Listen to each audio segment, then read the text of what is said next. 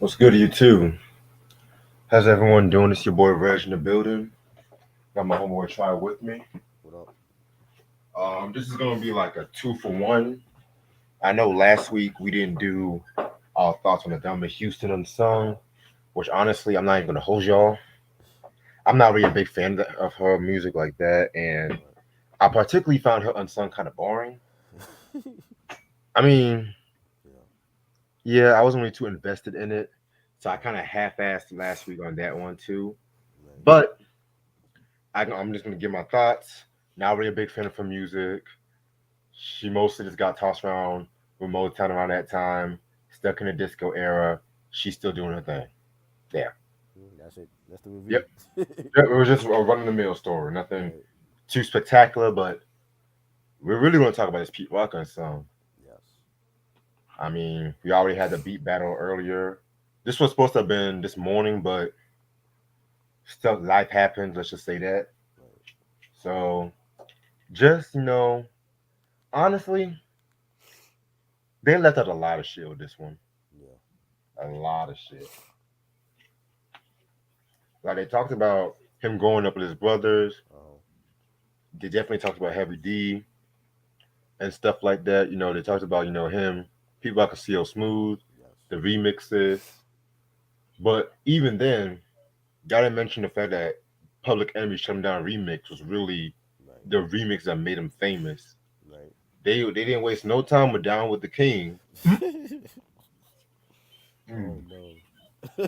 Um, then they kind of glided over the I stuff too, Right. and the Pete Rock and CL Smooth breakup. Like I They said, did. it was a good episode, but they just like my issue with certain unsung episodes like Sly and the Family Stone. They left out a lot of shit. Yeah. Left out a lot of shit. You know what I'm saying? It was nice seeing like a lot of cats like AZ, Corrupt, DMC, Crystal Johnson gave him his love and stuff like that too. Right. Mind you, you notice how they didn't mention Nas a lot too. They just mentioned the Illmatic. Like Uh-huh. I was like, where the hell is CL Smooth at? You know what I'm saying? Yeah. But yeah, scale of 1 to 10, I'll give it like a 7.58. What about you? It was good. Yeah, like I was CL Smooth should have been a part of it and he wasn't because they're not talking and they've been talking for years and it's like every couple years they reconcile and think something's gonna happen and then it doesn't. I've seen CL Smooth on interviews, give his thoughts on the whole breakup and how Pete was jealous of him and it was over money and a whole bunch of other stuff and um, it was a shame that CL wasn't a part of it. I think we needed to hear his side of what happened and you just heard Pete's side and they didn't delve too much into it. I'm like, you know, they just like half-assed it. I didn't like that, Yeah, you know, yeah, and it was mostly about Pete growing up and how he got into the business with his cousin Heavy D, rest in peace. And they talked mostly about and Heavy D. Unfortunately, wasn't a part of it because he would have been great for this episode. And it was basically about Heavy D breaking him into the business and Pete going off and doing his solo thing after the breakup with him and CL, and that was about it. I do yeah, like the fact that they spoke to his wife because I didn't know he was married and with kids. So yeah. He was. I like that part about it, and that's really about it. I mean, I wish it was longer. Yeah, this episode presented Heavy D in a positive light than other episodes. Cough, cough. So for real. Right, you know what I'm saying, and I like the fact that they had Steve Rifkin was in it, and he talked about how he dropped the ball with Pete, and he should have never took that deal. He made like a deal to sell Loud Records, and that was messed up, and Dante Ross was on there, and what he had to say was cool. I thought it was an okay like beginners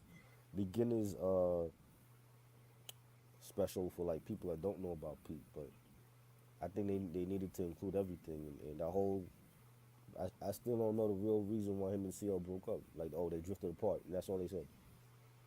There's like creative differences, drifted apart. Right. Um, Also, I heard Electric Records might have something to do with it too. Mm, There's like a lot of different angles. yeah.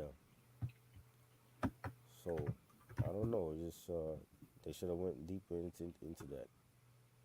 And you know, even with the main ingredient, they didn't really talk too much about the second album. It was like, oh, the second album came out, it didn't do good. That was it. Right. And even and the second album did numbers too. Right. And it got some play, like Searching. That was like the most mainstream album. Yeah. What's the other joint? Take You There. Take You There got a lot of play. You know. So I didn't. Yeah, they just it just seemed like it was rushed or something. And, Yeah. you know. Even I'm looking on online trying to find out how they broke up. Right. It's not even giving me no answers and stuff like that. They had Smoke Biz on there. He was talking about the album that they did together, and having Rick Ross on a Pete Rock track that was dope, and you know, yeah, Mhm. But yeah, man. There was something else. It's like they kind of forgot about a lot of shit. yeah, Like, I definitely wanted to hear how the I stuff happened and the right, Electro Records. right, I definitely wanted to hear more about him working with like R&B artists and stuff like that in his early mm-hmm, career. mm-hmm. Like, I definitely wanted. It was like they could have just done more, but it's like And they where would they forgot about the Future Flavor show with him and Marley Marl. They didn't even talk about that. shit. Marley Marl could have been on there. Where was he at? No, I think Molly Mall lives in like London or some shit. Oh, he lives in London. Really? Yeah, I know he lives like overseas. Oh, I didn't know that. I mean, but at least I mean, they didn't even talk about the show that he had with Marley though. That they just like forgot about that, and that was a big show, on Hot 97 at that time. Yeah, but like let's just say if it was an R&B act, they will give a lot more coverage on shit like that. Right. You know. Yeah, man. Guess that's all I gotta say about that one. To be real with you, Yeah. Like I um, said, like it was a nice little you know beginners show for people that don't really know Pete Rock's background. But I wanted more. You know what I'm saying? Because I've heard the stories like over the years, and I didn't get no answers. but especially what happened between really happened between him and Nas. Yes, he didn't talk about it. They didn't talk about the lawsuit. Nope. Maybe he can't talk about it, but True, true. I'm like, yo, man, like we need answers, way. You know. Shit, I know next week is PM Dawn next week. Oh Lord. What you mean old? I thought that was your group. And yeah, but I saw something on them before. That's why I was like, why am we getting another special on PM Dawn already? you know. Shit. I swear to God, if they put more detail in the PM Dawn episode than this one, I'll be so mad. You gonna email them? Like I said, next week I'm just gonna glide through next week and just can't wait for DOS effects and shit. Yeah, that's the first one I want to hear about. You know, I want them to address like the whole hit squad separation and all that. Yeah, You know. because they really came at the height of that whole EPMD Yes. shit. Yeah, that would be dope. Because the Grammys are next week and shit too. Yeah, Sunday. Yeah, I know I might do the rap album list on 10 o'clock. Okay. Cause I know I'm gonna watch the Unsung episode later on that night. Like I'm not in a big rush to watch the episode. Right. So yeah. But other than that, this is our thoughts on the Unsung episode. Not too long like the Soul for Real or the Mm-hmm. what was the other one, the Moni Love and shit like that. Yep. But Yep.